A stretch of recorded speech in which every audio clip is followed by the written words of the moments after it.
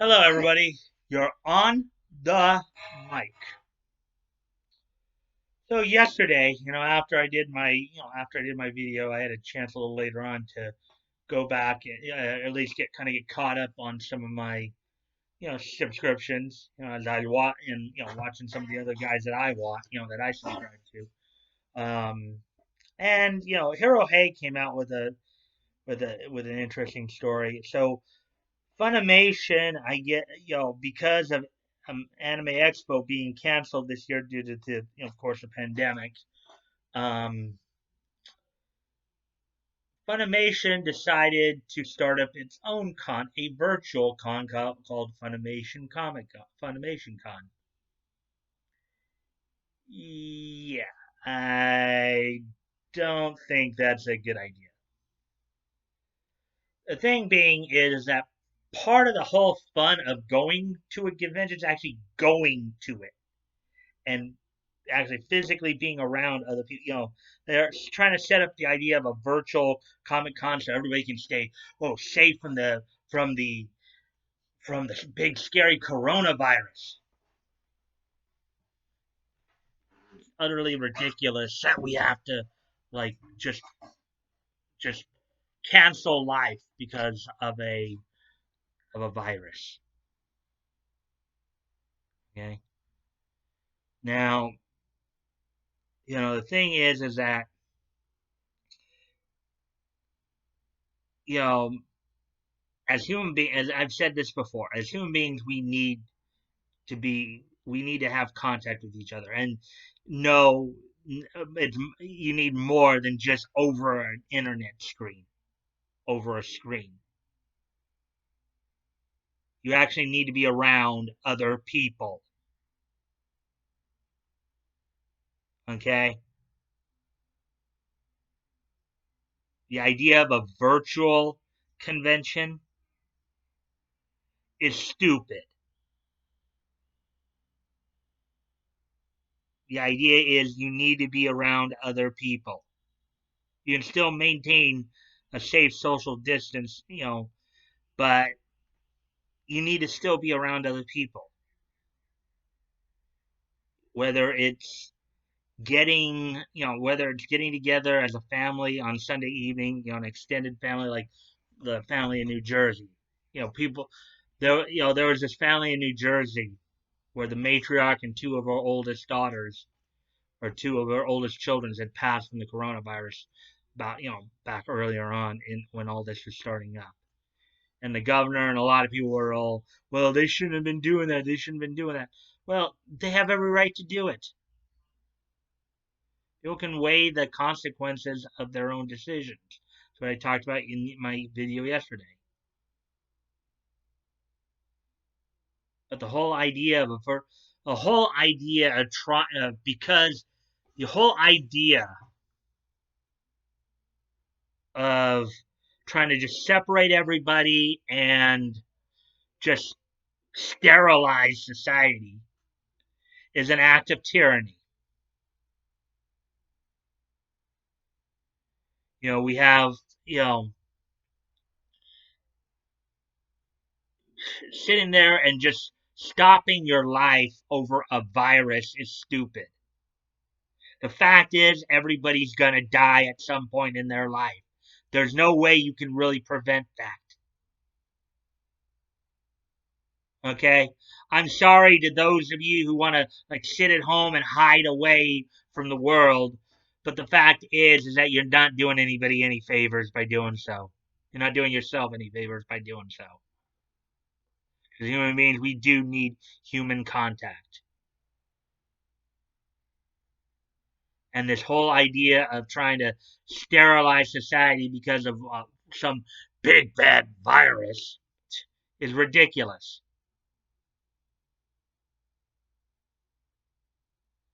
The idea of a virtual convention is ridiculous because the whole point of a convention, the whole fun of going to a convention is having the experience. It's being around your friends.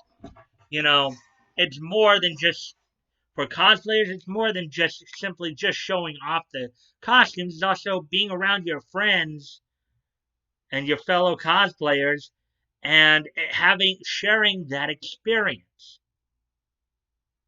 You talk about like some of these virtual panels to where, so what, Funimation? What are you trying to tell us now, that your voice actors are just too good to where, as fans, we're not worthy enough to even be in the same room as you? Is that what you're trying to say? You really full of it if that's the thing. Now I know Hero Hey. One of the points he had made was part of the reason for this too, and reason that was to try to recoup whatever financial losses they suffered from not being able to go to AX. They only set it up for the third and the fourth, unlike AX, which is usually 4 days, a 4 day event. They just did it for two, in the hopes that maybe, by putting some rushed virtual convention, they'll be able to recoup at least some of their financial losses from not being able to go to AX. That's a theory that Hirohei had put out, you know, which is possible. But I think, as a whole, I think most people would agree that the whole concept of a virtual convention is just stupid. You know, pausing your life over a virus is stupid. As human beings, we need to be around each other. That's how we grow.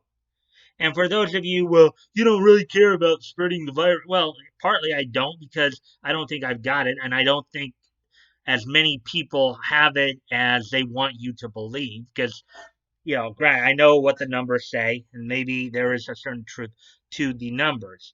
But also, one of the theories they keep throwing out there is the possibility that, oh, everybody happens to have it, even if you're not symptomatic. You'd be asymptomatic and still be carrying the virus. So what is it? Is it, so then I'd ask you, what is it? Is it that everybody has it? Or is it that, oh, we need to wear the mask to keep from spreading it? Because if everybody's already got it, then there's no real point to social distance or having the mask, because things already spread. Okay? Um, but the fact is, as human beings, we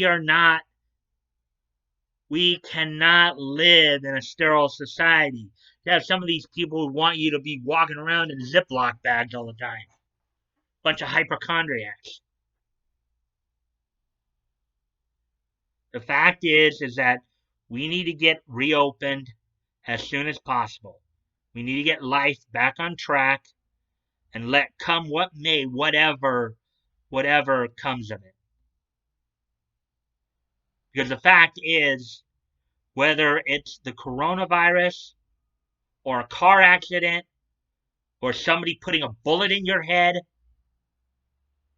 or falling off a cliff, falling off a roof, being burned alive, at some point, we are all going to die.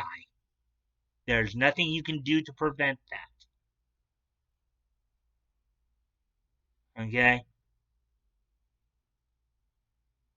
You just gotta let the disease run its course and live your life as you normally would.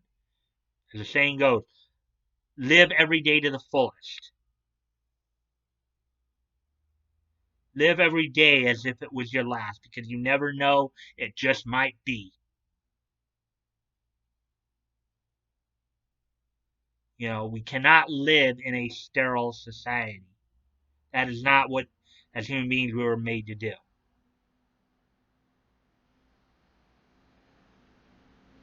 So enough of that. That's what I want to get off. I heard about this whole idea of the virtual convention, and that's what that's where I think that's kind of leading us to, with the tyranny of these stay-at-home orders. You know, another old saying that comes to mind, which is why these protests are important. Basically, united we stand, divided we fall. Okay, so with that being said, that's all I'm going to say on that. Let's take a look at some happier stuff here. So today is May the 5th, 2020. So let's look and see what's happened on this date in years past. So first off, we go back 70 years ago today on this date in 1950. DC Comics, under the name National Comics Publication Incorporated, would put out on the newsstands the fifth and final issue of The Adventures of Ozzie and Harriet. This is kind of a slice of life type um, comic that was based on the Ozzie and Harriet television show. Ozzie and Harriet were Ozzie and Harriet Nelson, who were, of course, the parents of Ricky and Tracy Nelson, actors Ricky and Tracy Nelson, and I believe the grandparents of musicians Nelson, the band Nelson, Matthew and Gunnar Nelson. So, um, so on this date, 70 years ago, 1950, the fifth and final issue of The Adventures of Ozzie and Harriet was put out on the newsstands by DC, known then as National Comics Publications Incorporated. And also on this date in 1990, 30 years ago, Jerry Lawler would once again regain the USWA title from Jimmy Valiant in Memphis. Now, granted, throughout the spring of 1990, Jerry Lawler and Jimmy Valiant were battling over the USWA title and would of course go, exchange the title back and forth over those over throughout the spring there.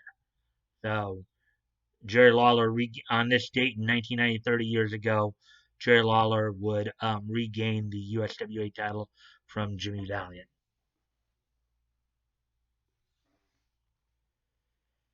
Okay, and that is it for that.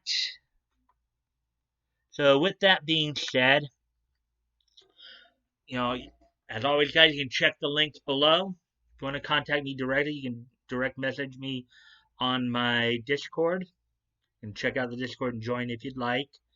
Um, I'm still promoting a bunch of different dub companies because Funimation is not the only game in town, no matter what they want you to believe. Um, and also it's a good time to check out, while you're having to sit at home and not do much. It'd probably be a good time to get caught up on some good animes out there, even some older ones that maybe you never seen before. Don't forget, on Fridays I have my VA premiere. And when you guys learn more about some of the stuff, some of those VAs I profile, maybe you might check out some of that stuff. Um, and also with that, I'm still promoting the GoFundMe's. As always, guys, never feel like you have to donate. If it's on your heart to do so, and you have the means to do so, please consider donating. If you've already donated, please consider donating again. And if you cannot donate, you can still help out the cause by sharing the link. Sharing is caring, and you never know, maybe somebody in your circle of friends might want to help. Doesn't hurt to ask, after all. And if you like this content, please consider liking, commenting, sharing, and subscribing. I always look for communications with you guys, as long as, of course, it's, I always look forward to the conversation with you guys, as long, of course, as it's civil and respectful. We can always agree to disagree. Um, and with that, I hope you guys will catch the premiere, my next voice VA profile premiere, Friday Voices Big and Small. This week I'll be profiling Jimmy Zoppi. Of course, known right now primarily for his work on Pokemon. Right now, as the current English voice of Meowth, and as well as James and Gary Oak. So hopefully I'll catch you guys then. If not, then I'll catch you tomorrow. Bye.